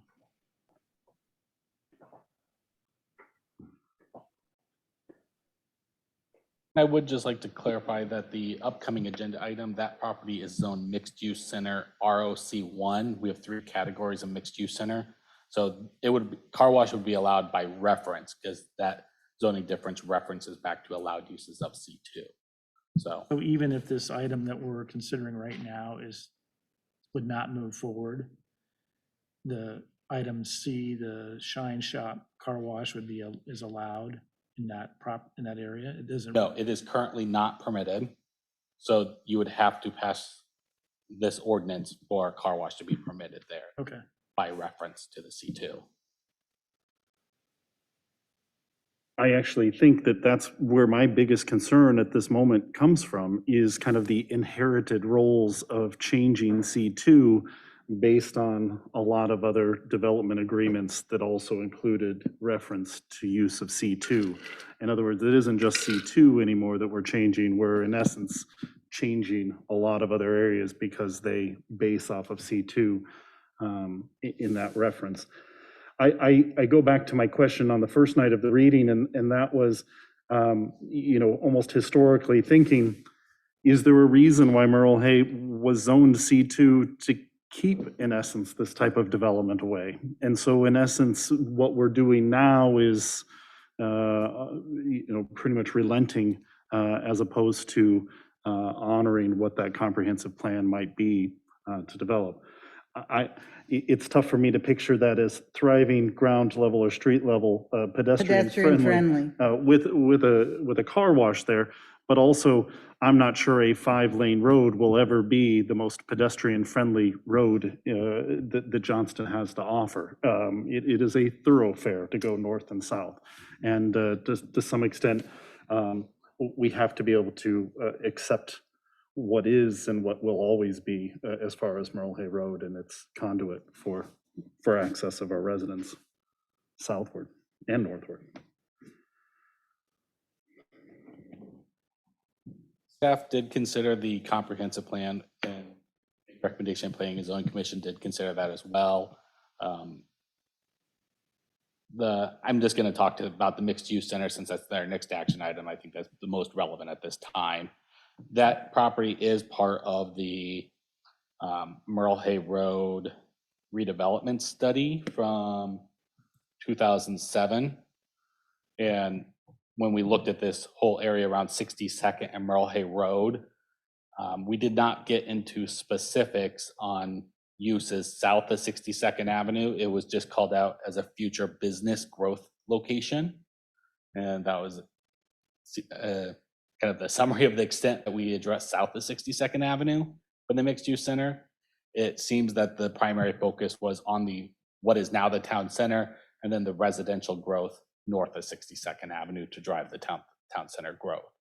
So in staff's opinion, there wasn't anything inherently in conflict with the comprehensive plan. I would concede it's not a pedestrian use. I mean, inherently you're going to drive to a car wash, but with proper design, it can be constructed with consideration for pedestrians. So that was how we looked at it. I totally understand, but I do think Merle Hay Road can be a pedestrian-friendly thoroughfare too. And we are spending a lot of money on making sure that it looks good. And I have said the architecture of the proposed car wash looks pretty nice. It's still a car wash. It's still vehicle focused. I don't think it's appropriate in terms of what I thought our vision of Merle Hay Road would be, at least between Pioneer Parkway and the city center and the town center. So Councilperson Martin, the vision that you're talking about, is that spelled out in the comp plan or is that spelled out somewhere? The part that I read to you was part of the staff report where it described, The description of what community mixed use is from the Yeah. Thrive 2040 comprehensive plan. right. I have that as an excerpt in the staff report. But I think what your question is, Councilman Cope, is where are you coming up with this beautification thing? I'm coming up with it from our various meetings where we talk about what our priorities are, what is our vision for the city, where do we want the city to go? We've talked about how the town center anchors the north end of Merle Hay Road. Ignite is starting to anchor the south end. We have lots of plans to make this a wonderful commercial mixed use business and pedestrian friendly. Just don't think that the car wash is appropriate. I think it sets its back. Yeah, and I guess I've just, first of all, and I guess maybe if I can go back to Clayton. So looking at this map that's pulled up in front of us. So the car wash property, is it part of this sort of peach colored, sort of upside down triangle? Yes, where the cursor is there. And so that is all zoned as mixed use or, ROC1. and by reference, you can put anything in there that's allowed in C2. Is that how? You're allowed to do anything within the R4 zoning district or C2 zoning district Okay. or combination thereof, with no restrictions on uses. And then the red and white zoning to the south of that, what are those? The red is C2. The white is their zone planned unit developments that reference back to C2. So there's some specific guidelines on, building setback or parking ratios. But the land use itself references back to the C2. And all of those areas currently do not allow a car wash. There is a car wash along the Hy-Vee, which is Yes. allowed within the PUD. Hmm. So we have allowed it there. I think that might be the only C2 case study we would have for a car wash. The other car washes, there was the Dragon Wash that was zone C3, is formerly now demolished. There's the car wash in Birchwood Crossing, but that references to our C3 zoning district, is how they get there on that. They do allow uses of the C2, but it's the C3. So I wonder if does it make sense for us to table this item tonight, this item, and then go back to the proposed developer of the car wash and say, hey, look, we'd love to have you in Johnston, but we don't really think this is the right spot for you, and sort of see how they responded. I mean, I don't know if they're represented here tonight. They do have a representative in the audience tonight. Okay. So, that's maybe is that. And that's what I was trying to say, Councilman Cope, in my comments, is that I'm not against car washes. I'm against the car wash within this area. Yeah, right. And so I think that's then the question is, to what extent, I mean, as you've thought about where you want to locate in the community, what's your reaction to this conversation tonight? My name is Roger Silver. I'm a landscape architect with Nillis Associates. We are the civil engineering firm who prepared the site plan for the car wash. So I'm not an owner. My interest is in preparing the plan. Sure. So I can't speak to, I can tell you that I know the group approached us prior to this site with another location that was just off of Merle Hay Road down by the old Herd Gardens, but changed once they realized that that street was about, I think it was at 62nd? 60th? It was about to be redone. So when this site came available, they approached us. So the only perspective you're going to get from me tonight is that we have invested a lot of time and effort and dollars into site planning this. We have completed all of the staff's requirements, and we were going to agree to all of their conditions. So I'm sure the ownership wouldn't be thrilled about moving locations and still having a significant size bill for the investment that they've made into this planning effort. But, you know, I also would rather you didn't vote down and deferred this so that at least we had time to come back. And there's obviously some of the concerns Rhonda had described. I know that none of their locations in Ankeny or Waukee are open past 7:30 at the moment. Now, I don't know if that is a winter hours, but they're not open 24 hours. I don't believe their vacuums or credit card. I would have to verify that exactly, though. I can't promise you that they're not just a free thing, but I know at least the car wash itself shuts down. They're closed right now. But that's the only perspective I can offer.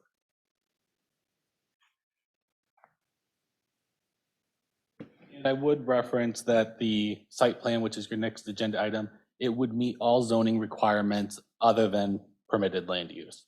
So that is the only thing that would be holding that up, is this zoning text amendment to allow car washes in C2. Other zoning requirements, open space, parking, et cetera, those would be met. Whether or not the council feels it should be C2, that's at your discretion. That's the action item tonight.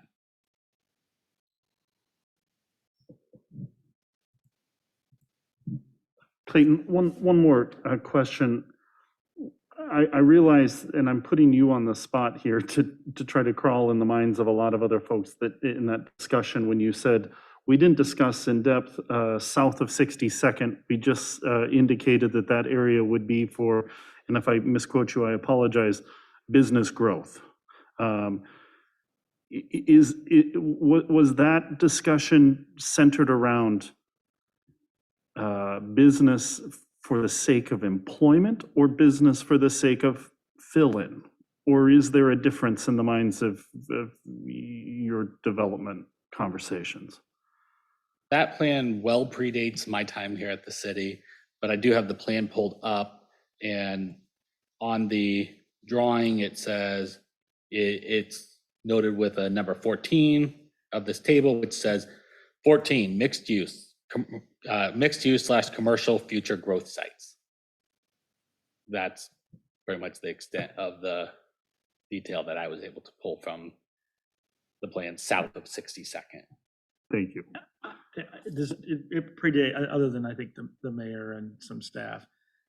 As I understand it, it focused almost exclusively north of 62nd Avenue. Okay. So to try to read into. Sure, I think and I am trying to read in more. Right, and so I think that's probably, I'm not sure there's we're probably trying to find something that it wasn't intended to do. Okay. So. Thanks, Councilman Cope. David might have more input into that study. I think he may have been around at that time. Yeah. Well, and perhaps it's moot. I mean, I think Tom's point summarized it as good as I can. That, I mean, the focus of that study was really 62nd North. We looked at it a little bit to the south just because we have, you know, some underdeveloped properties that we've talked about to the south, and so we threw it in there. But really, the focus was on getting to the north. So, and I'd point out, when we did the comp plan, the last comp plan, you know, this area does show up as mixed use. Look at the work we're doing with the zoning ordinance rewrite right now, and the way we envision mixed use to look in that new. I don't envision this area, the area south of 62nd and Merle Hay, to be a mixed use district. I think it's going to be a more traditional C2 probably in this particular area, because what we're trying to focus in on, those mixed use requirements, are where you get the walkable neighborhood feel. And that's really hard to do on 300-foot deep strip lots in certain areas. We've done it here. We're trying to do it here. You know, we're trying to get it accomplished in Ignite and the Gateway area, but we're still going to have our, you know, a strip of Merle Hay that's strip commercial. And we're going to do everything we can to make it look nice. We're going to do everything we can to make it walkable, but we can't make that entire thing a mixed use, truly mixed use development. So This area in particular, it's still in the comp plan as mixed use because it's been zoned that historically. But I really see as we go through that zoning change, that probably becomes a standard district versus a mixed use district. I mean, I guess part of my, I appreciate what I think you're trying to say, Councilperson Martin. But I also, this is where I think the role of staff is, they have spent the most time thinking about this land use, more than we have. And they have some expertise with it, more expertise than I think we bring to it. And so my thought would be to, if we table this item, so we can kind of dig deeper into this issue and sort of say, is this the right spot for a car wash or not? And see if we can find some consensus around that, as opposed to just voting it down, or maybe there's 3 votes to approve it. I don't know.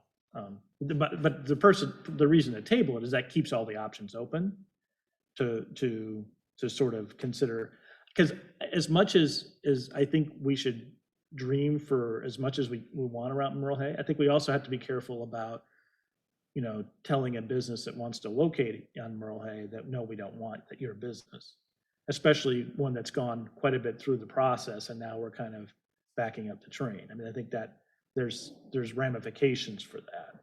Clayton, if we table item 7B, we should also table item 7C. That would be my recommendation, because 7C is contingent on. Right. One thing we have done with the intersection project, we have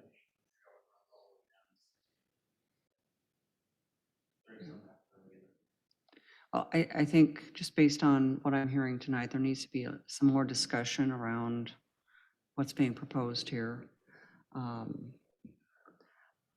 guess I'd look to either staff or to council members as to what they believe the next step should be so that that discussion can occur.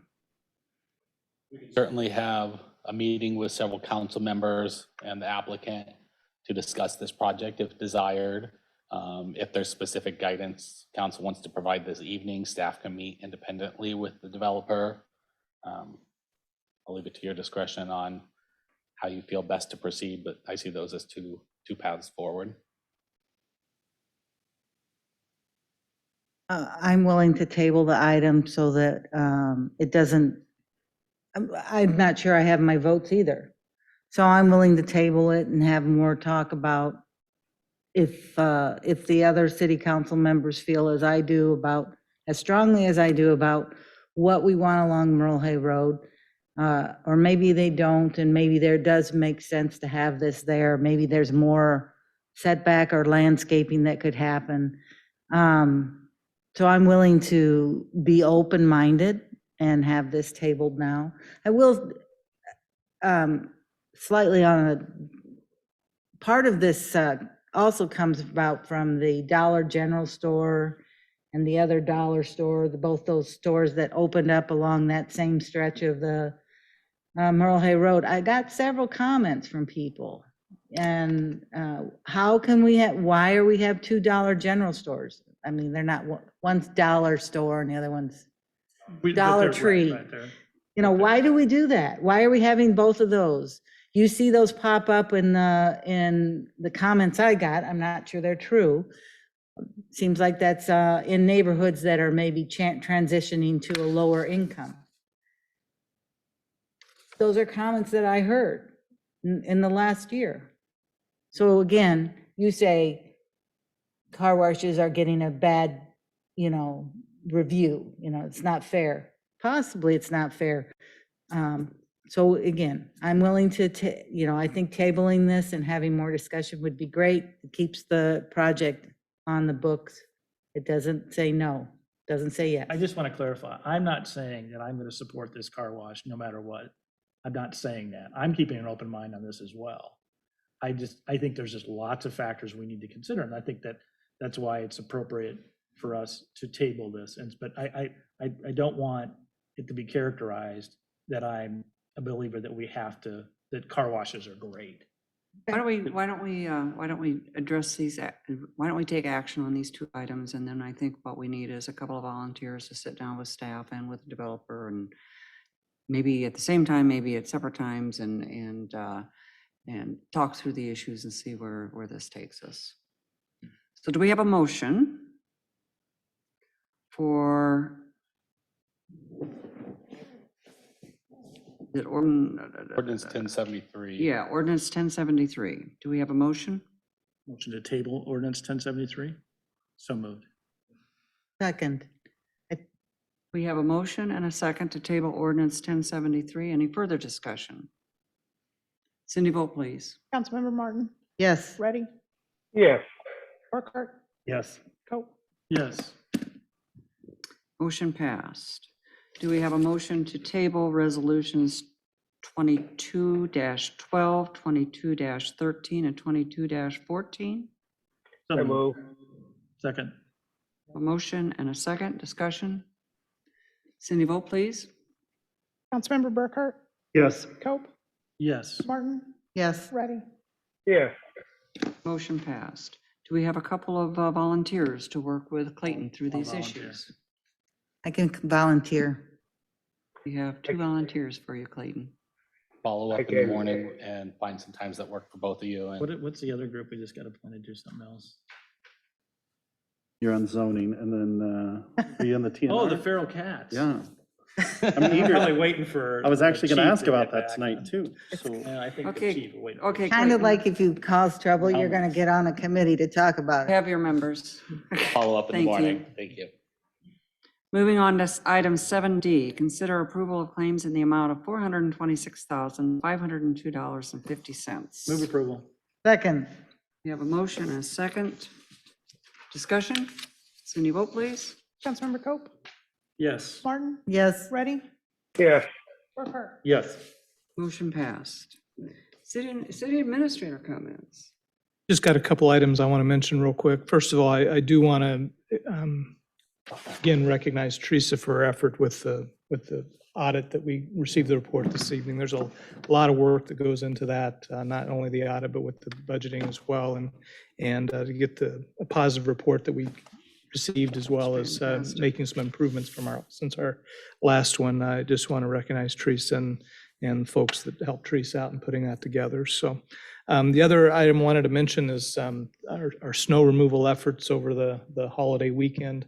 Unfortunately, snow doesn't fall from 7 to 3:30 every day. It falls on New Year's Day, New Year's Eve, those kinds of things. And just want to recognize our staff that go out there and at just difficult times, because they certainly want to be with their families like the rest of us do, and have to perform those functions that makes our community safe. And just wanted to appreciate the efforts of our employees that go out and do that for us, and some days that you probably wouldn't typically want to work. So with that, and then the other thing I just want to mention is that our next council meeting is January 18th, and we will begin the work session at 5:30. We typically do. I'm confirming. Is that our intent? Yeah. Typically we do, because that is the primary budget discussion that will cover a lot of ground. We're now have gotten the valuations, and we'll start putting a property tax rate together, and then also making some recommendations to the city council. So you'll get a lot of information towards the latter part of the week prior to that. And please look that over and let Teresa and I know, questions or comments that you have, because that'll better prepare us for that meeting on the 18th. But that's where we do a bulk of our conversation about the budget at that meeting. Certainly, we have the opportunity to have additional meetings beyond that, but we try to get through as much of the budget process as we can. So that'll be a earlier start at 5:30, and just a reminder, that's on a Tuesday. So just want to make sure the council's aware of that. Anybody else have any comments this evening? Okay, thank you. Moving on to council member comments. Councilman Reddy? I pass. Thank you. Councilman Martin? I pass. Thanks. I have a couple of things just very quickly. First, my thanks to Cindy and to Dave Kroll for their efforts leading up to tonight's meeting in gathering data and all of the renditions of precinct maps. I thank them in advance for the continued efforts to try to work through the hypotheticals of folks who don't use the software and they're going to have to work through a lot of those hypotheticals to show us stuff. And so I appreciate in advance what they're doing. Thank you. I also want to take a moment to thank Teresa. This is my first budgeting season, so to speak, and she's not the only one, but I really appreciate you slowing down to make sure that I have a chance to ask questions. You know I always do, but also that I understand then the answers that you give when I ask those questions. It's important. You could teach, and I know you do teach a master class and such things, and I'm grateful to be one of your students, so thank you. The last two things I would like to make mention of. One, I'm not going to say a lot about it, but January 6th of this year will mark 1 year since the attempted insurrection and march on our nation's capital. And I don't want it to go without remembrance of the fact that we have incredible liberties afforded to us. It's all of our rights to go ahead and hopefully maintain those, but also to understand that that action and those actions of some cost the lives of others. And I pay deep respect to all of those who lost their lives throughout that activity. And lastly, I've heard it personally. I've seen it broadcast via social media. Our healthcare workers in Central Iowa are overwhelmed at all levels because of COVID, as well as the flu, as well as general cold and sinus infections and everything else. Do what you can to be safe. Do what you can to be less of a burden. That's all I can ask of you. I want to make sure that everybody has the appropriate level of healthcare that they need when they need it. And I certainly and dearly hope that none of you need that. But if and when the time comes that beds are available or doctors and nurses are there to care for all of us. So with that, be well. It's my wish for all of us in 2022. Councilman Cope. I just want to also share what Jim Sanders said about, first of all, Teresa on the audit, but also the Public Works on the snow removal. I was driving around a little bit Saturday into some other communities and noticed that the quality of their streets were not nearly the quality of ours. I think we sometimes take for granted that nobody at this table takes it for granted, but sort of this presumption that just because our streets are safe to drive on, and you know, Matt has a son, my son's age, and so the idea of having, kids out there trying to learn how to drive in these conditions, and Jim has kids about the same age too, so it's like, wow, it's I guess a lot of people. So anyway, it was much easier to drive around Johnston than it was other communities, even on Saturday before the snow came. So appreciate all their work and hope you can pass that on to them. Anything else? Nope. Okay. I have a couple of items this evening. I just want to thank everyone who responded to the mayor's run for food this year. We set a very lofty goal, and we had a slow start at it. I think Monday before New Year's Eve day, we only had like 670 miles of the 1,125 that we set as the goal. So we had to go out and shake trees, and I appealed to a lot of people personally, and you all responded. So thank you very much for doing that. We did meet our goal, and it just, again, it shows what an incredibly generous and caring community that we have when you can set that kind of challenge in front of them and raise, $11,250 in a month to contribute to the Johnston Partnership. So thanks to everyone for your willingness to do that.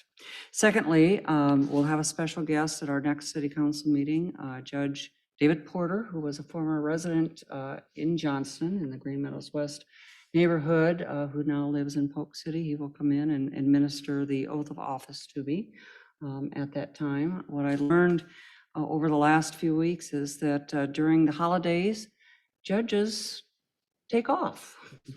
They travel to see their family, and they travel to foreign countries, and they do the things that normal people do. So trying to round one up to swear you in is can be challenging during this time of the year. So, but he will be here on the 18th, and he's looking forward to doing the honors. So it'll be great. Anything else for the good of the order? If not, we are adjourned.